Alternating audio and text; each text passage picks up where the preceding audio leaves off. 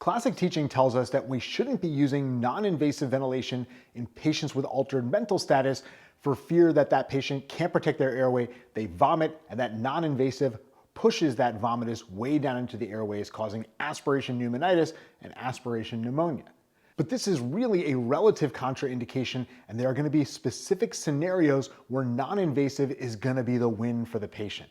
The first thing to note is that this is not a start the patient on non-invasive, park them in the corner, and walk away. I'm really doing this in situations of active resuscitation, which means there's always someone in the room keeping a close eye on that patient. I'm pretty liberal about using non-invasive for pre-oxygenation in altered patients prior to intubation. We know this is a superior approach to pre-oxygenation than just using a non-rebreather. The other scenarios where I'm implementing non-invasive are situations where non-invasive can rapidly reverse that patient's altered mental status.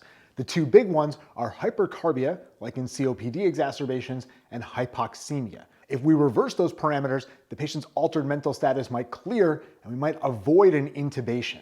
Non-invasive can really be a big win even in the patient with altered mental status, as long as we carefully select the scenarios. I am almost always going to use this for pre-oxygenation even when the patient's altered, and if the patient's alteration can be rapidly reversed like in hypoxemia or hypercarbia, non-invasive is going to be the win.